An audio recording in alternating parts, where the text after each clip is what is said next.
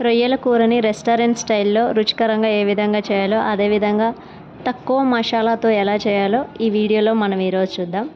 Hi, hello, నమస్తే, welcome back to our channel. నేను మీ లక్ష్మీ ప్రసన్న. మన ఛానల్ని ఎవరైనా ఫస్ట్ టైం చూస్తుంటే ప్లీజ్ సబ్స్క్రైబ్ చేసుకోండి. అలాగే వీడియో చివరి వరకు చూసి నచ్చితే ఒక చిన్న లైక్ చేయండి. రొయ్యల కూర ఇలా క్రిస్పీగా రావాలంటే ఈ విధంగా ట్రై చేయండి. చాలా పర్ఫెక్ట్ స్టైల్లో వస్తుంది.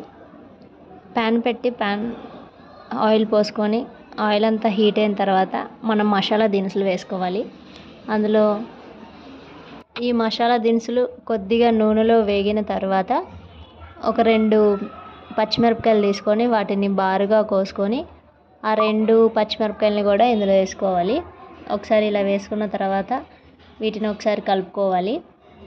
పచ్చిమిరపకాయలు మరీ ఏగేంత వరకు కాకుండా కొద్దిగా ఏగిన తర్వాత ఒక 2 పెద్ద ఉల్లిపాయలను తీసుకొని వాటిని చిన్నగా కట్ చేసుకొని ఇలా వేసుకొని ఒక కప్పులో ఒక ముప్పావు వంతు బాగా ఉండేలా చూసుకొని వేసుకొని వాటిని కూడా ఇలా ఒకసారి కలుపుకున్న తర్వాత ఇందులో కొద్దిగా కరివేపాకు, కొద్దిగా కొత్తిమీర వేసుకొని ఒకసారి మళ్ళీ కలుపుకోవాలి. అలాగే టేస్ట్కి సరిపడంత పసుపు వేసుకొని మళ్ళీ ఒకసారి కలుపుకోవాలి. ఇలా కలుపుకున్న తర్వాత ఈ ఉల్లిపాయలు అనేవి కొంచెం గోల్డెన్ కలర్లో వచ్చేంత వరకు వేయించుకోవాలి. మనం చేసేది రొయ్యలు కదండి, కొంచెం ఆయిల్ ఎక్కువగానే ఉండాలి, అప్పుడు కొంచెం బాగుంటుంది. వద్దనుకునే వాళ్ళు కొంచెం తక్కువ ఆయిల్ వేసుకున్నా బాగుంటుంది. అల్లం పేస్ట్ యాడ్ చేసుకోవాలి. 1 స్పూన్నర వరకు అల్లం పేస్ట్ని వేసుకొని అంతా ఒకసారి మళ్ళీ తిప్పుకొని ఆయిల్ పైకి వచ్చేంత వరకు ఒకసారి తిప్పుకోవాలి. ఆయిల్ పైకి వచ్చాక మనం ముందు కడిగి పెట్టుకున్న రొయ్యల్ని ఇందులో యాడ్ చేసుకోవాలి. ఈ రొయ్యల్ని తెచ్చుకున్న తర్వాత అండి కొంచెం పసుపు, కొద్దిగా నిమ్మరసం, కొంచెం ఉప్పు వేసి బాగా ఒక 2-3 సార్లు బాగా కడుక్కోవాలి. బాగా కడిగిన తర్వాత వాటిని ఇందులో యాడ్ చేసుకోవాలి. అల్లం పేస్టు అంతా మనకి పట్టేంత వరకు ఒకసారి తిప్పుకోవాలి. ఈ రొయ్యల్లో మళ్ళీ మనం ఇప్పుడే నీళ్ళేమి యాడ్ చేయొద్దండి.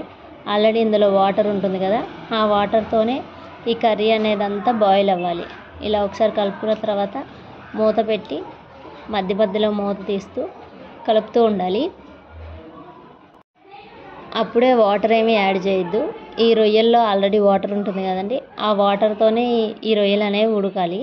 కంప్లీట్గా ఉడికిన తర్వాత అప్పుడు మనం మిగతా అన్నీ యాడ్ చేసుకోవాలి. ఇలా మధ్యలో మూత పెడుతూ తిప్పుతూ ఉండాలి. మాడిపోకుండా తిప్పుతూ ఉండాలి. ఇదిగోండి, కొంచెం మనకు ఆయిల్ పైకి తేలినట్టు కనపడుతుంది కదా, ఇలా ఆయిల్ పైకి తేలేంత వరకు అలా తిప్పుతూ కలుపుతూ ఉండాలి. అదేవిధంగా టేస్ట్కి సరిపడంత ఉప్పు వేసుకొని మళ్ళీ ఒకసారి కలుపుకొని మళ్ళీ ఉడకనివ్వాలి.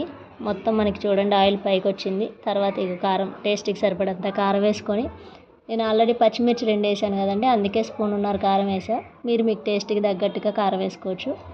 వేసుకొని ఇలా ఒకసారి కలుపుకున్న తర్వాత ఇదిగోండి మనకు కంప్లీట్గా కూర అంతా ఉడికింది.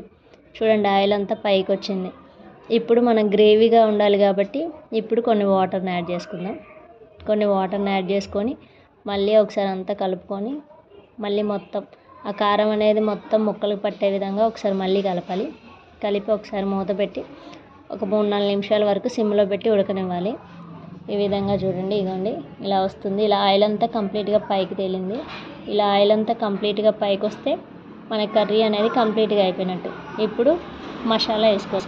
ఈ మసాలా మరి ఘాటుది కాదండి. ఇది ఏ విధంగా తయారు చేసుకున్నది నేను డిస్క్రిప్షన్లో ఉంది, చూడండి. తర్వాత మసాలా వేసుకున్న తర్వాత మనం పైన గార్నిష్ కోసం మళ్ళీ కొత్తిమీర కొద్దిగా వేసుకుంటే కర్రీ అనేది కంప్లీట్ అవుతుంది.